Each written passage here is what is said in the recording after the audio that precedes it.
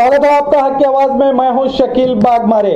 आज हम हक की आवाज में बात करेंगे एक नफरत के मेंढक की, जो कहता है कि देश के सारे बुद्धिजीवियों को गोली मारता।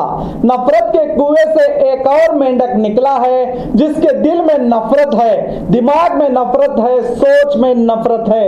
इसके रगों में खून की जगह नफरत बह रही है। इस मेंढक का नाम है बसनगौड़ा पाटिल यत्नाल। ये मैं नहीं कहता कि ये नफरत का मेंढक है, बल्कि बसनगौड़ा पाटिल ने 26 जुलाई कारगिल युद्धोत्सव दिवस कार्यक्रम में बात करते हुए कहा था कि अगर मैं होम मिनिस्टर होता तो देश के सारे बुद्धिजीवियों को गोली मार देता, और बुद्धिजीवियों को देशद्रोही भी कहा।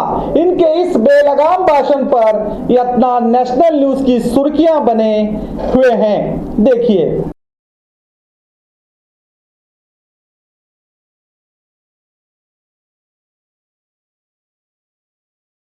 ಈ ದೇಶದ ಗಾಳಿ ನೀರ ನಮ್ಮ ಸಾವಿರಾರು ಕೋಟಿ ರೂಪಾಯಿ ಭಾರತದ ಟ್ಯಾಕ್ಸ್ ಜನ ಕೊಟ್ಟಂತದ್ದು ಅಲ್ಲಿ ಡೆವಲಪ್ಮೆಂಟ್ ಹೋಗ್ತದ.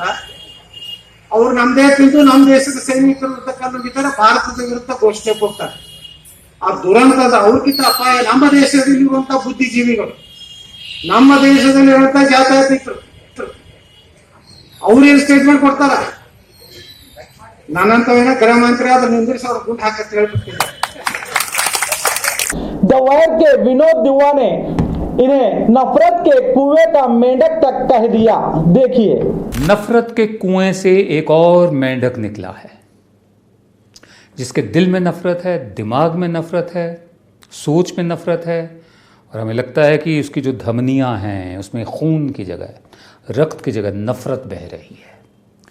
इसका नाम है, इस मेंढक का जो नफरत के कुएं से निकला है, इसका नाम है बसन्नागौड़ा पाटिल यत्नाल।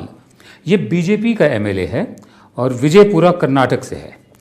तो आपने नफरत के मेंढक को तो देखा, जरा ये भी देखिए एनडीटीवी के रवेश कुमार ने इन्हें क्या सलाह दी।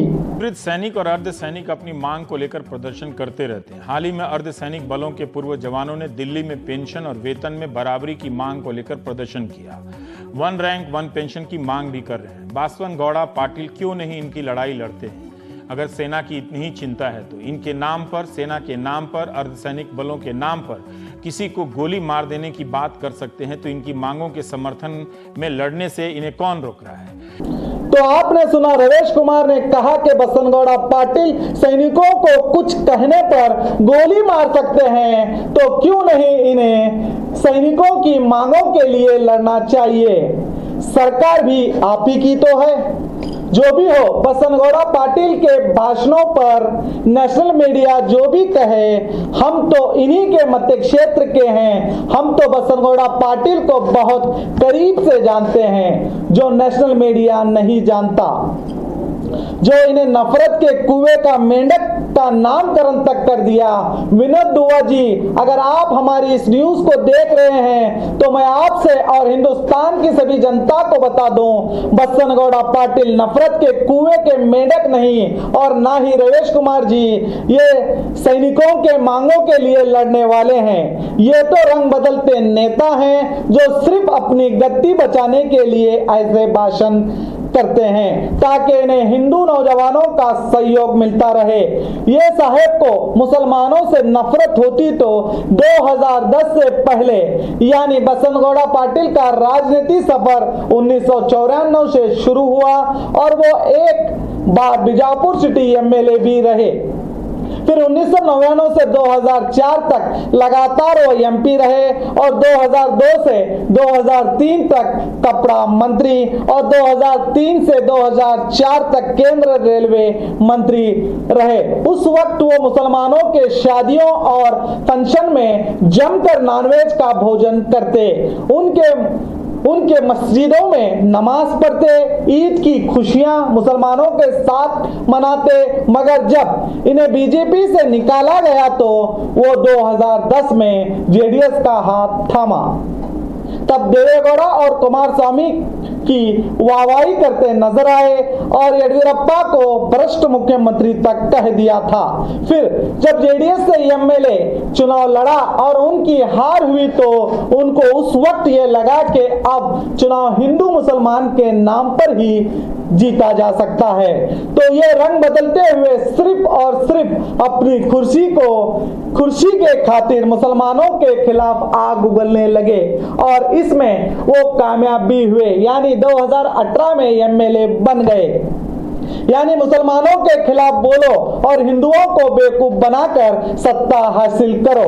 अगर बसनगौड़ा पाटिल मुसलमानों के विरोधी होते तो 2010 से पहले क्यों एक भी अल्फाज मुसलमानों के खिलाफ नहीं बोला बसनगौड़ा पाटिल ने? 2010 के बाद ही क्यों मुसलमानों के खिलाफ आग उगल रहे हैं ये नेता?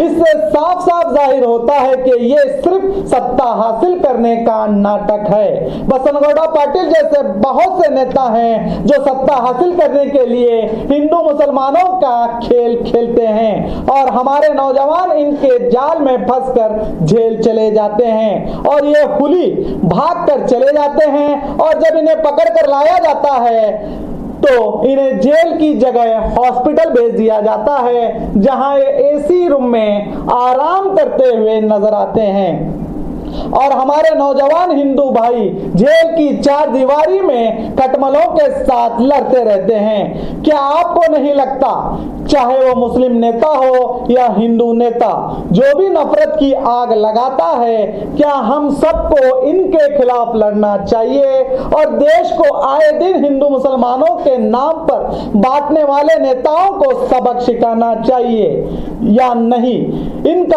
इसका जवाब हमें कमेंट करके जरूर बताएं और देखते रहिए आपका अपना बी न्यूज नेशन।